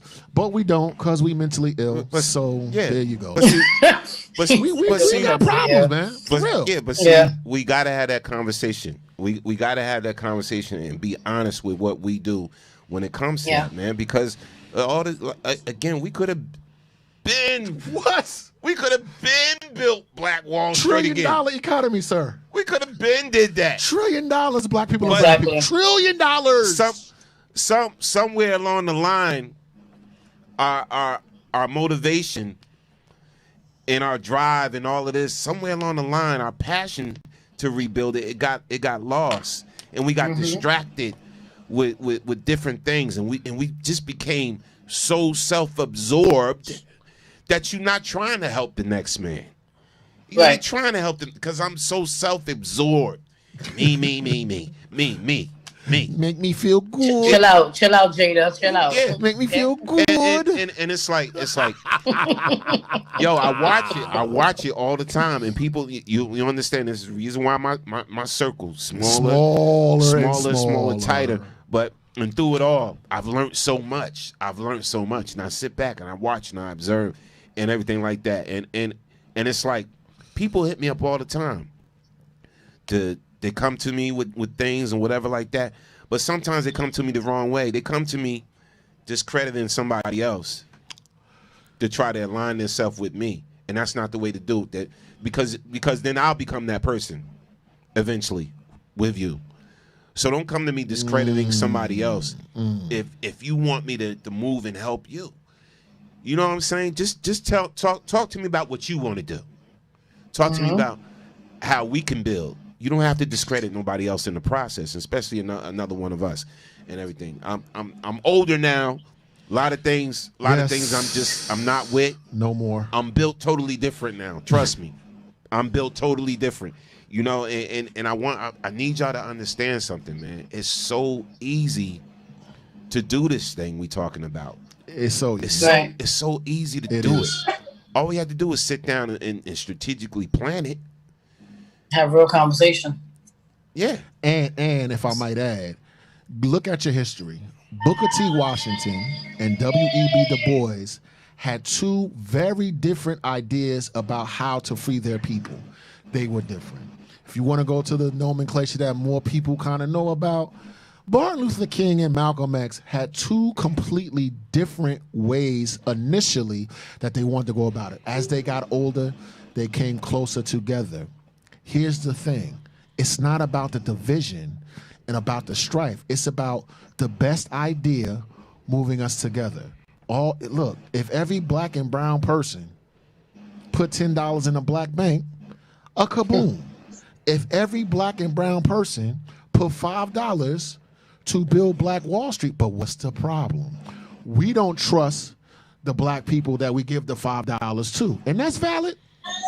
We don't trust each other not to go and run off. The next thing I want to say, don't ever get it twisted. I'm not advocating that we act like other people and don't value ourselves.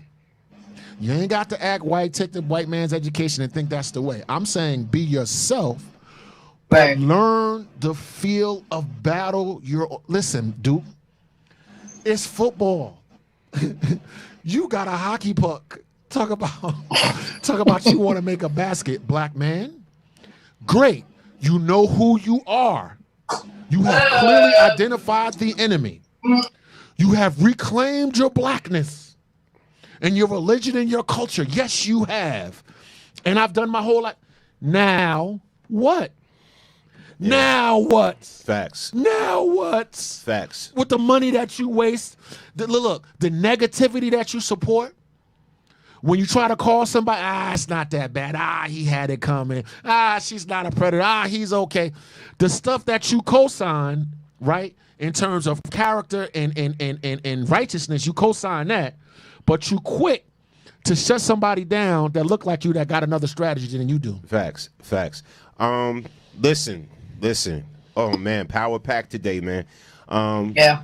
If you just joining us earlier in the show, we talked about the whole. Who's back? Who's back? We talked about the whole Jada Will Smith thing, and just how it applies to us, or it could apply to your relationship or whatever the case may be. And now we talking about Nick Cannon and just how he moved, and from what he said to his apology and where he's going to go next.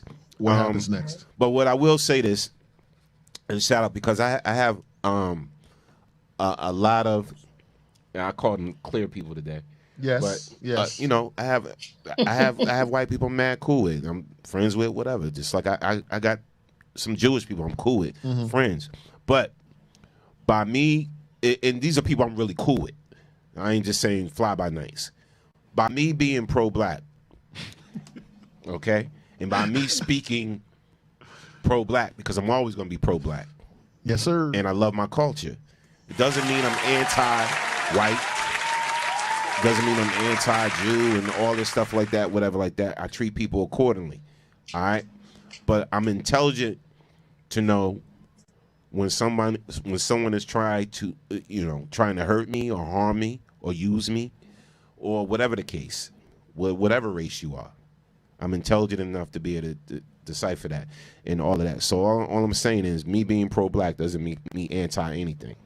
True. When I speak against police brutality, doesn't mean I'm anti-cop. Or white supremacy.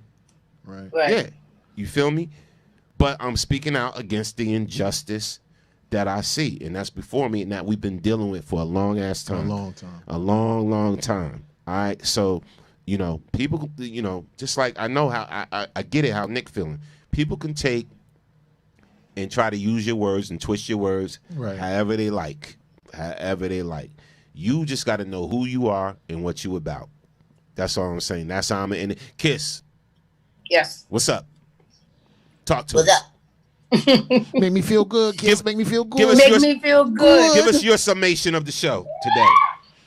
I mean, like I said, I think we pretty much agreed on the most important factors, especially I have to say regarding like the Will and Jada thing. I think we are just so conformed with allowing so much shit to go down as of lately. And I'm not saying all of us, but I think that's most of the problem, that people are so busy worrying about what the next person got or what the next person is doing and whatever the case is. Like, we become so conformed to just not even living our own lives. Like, we literally, and I don't want to say we as in us three, I'm just saying people in general sometimes focus so hard on living vicariously through celebrity lives and what's going on, or always just having an opinion without even doing research. Like Wu said, like, even with me, there was a couple of times where you would tell me, like, yo, you know, open show, you say what you want. But there was a few times where you even told me, like, look, you just can't do that. You just can't say this. Right. Because y'all know my mouth. Sometimes I'm a potty mouth. We know this. But, you know, there's certain ways to go about doing and saying things without having to make yourself look like an idiot. And I think that's something that most people don't really care about. I think people just care about, if I open my mouth and say a couple of words and make them sound smart and say how I feel, then it'll be accepted, and that's that. Like we said, it's a time and a place for everything, and I mean that with family, no matter what profession you're in, whatever it is. As far as what we've been talking about, as far as Nick Cannon, like I said, not to be repetitive or redundant, but you have to sometimes think about yourself, think about your family, think about everybody that goes along with you before you open up your mouth and say things, whether they're true or not. You know what I mean? Because at the end of the day, that could cost you your life, literally. Facts. And if I could learn anything from you guys, especially from you, Norma, or to give any advice, I just feel like if anybody has any type of, I don't know, if they're looking to be an entrepreneur, start their own business or whatever, like, go ahead and do that. Because if the more you own of yourself, the more you can be in a position to be able to say and do what you want. Absolutely. But that still doesn't mean be an asshole about it. Yep. So yep. Hopefully everybody takes heed to the important and take those memos, because too much negativity and non-support going on with everybody that I see, and it's disgusting. Too much non-support. Absolutely. Well, welcome back. Yeah. Thank you. Glad to be Yes. Who lives? Summation. I've lived long enough, right, to be something other than angry and reactionary. Now, when I first met my boss, that's all I was angry and reactionary.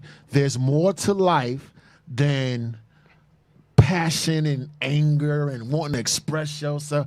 Listen, Wu, stop being I'm talking about me, in love with the sound of your own voice, and let's begin to build infrastructure in our community to make a true change.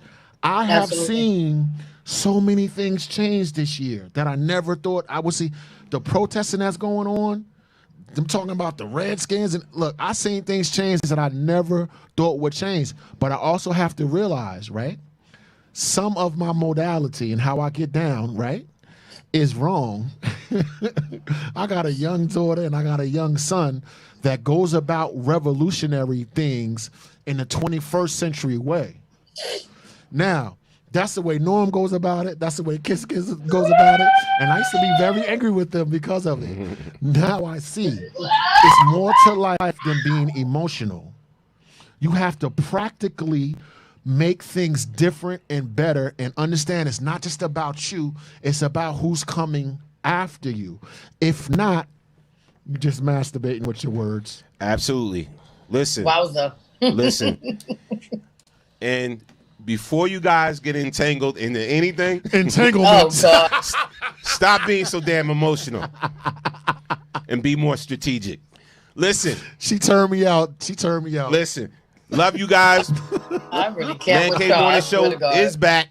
See y'all next week, man. Tonight, make sure y'all tune in. 8:30. Head-to-head hits battle is going down. Head-to-head hits battle. Between LL Cool J versus Heavy D. Yes. Oh, damn. I was challenged. Really? I was challenged by Fat Lace. Fat Lace challenged me. That sounds like Fat Lace. So he wants to battle me. I got Team LL. He got Team Heavy D. Tune in tonight, 8:30. It's gonna be a lot of fun, y'all. So y'all got something to do tonight. Come rock out with us. Head-to-head hits. See y'all, man. Got nothing but love for y'all. Thank y'all. Appreciate y'all. Listen. Love you guys. We back. Listen. And all we got to do is talk about it. Peace. One. Entanglement with August. Entanglement with August. Entanglement with August. Entanglement with August. An entanglement with August. Entanglement with August. A relationship.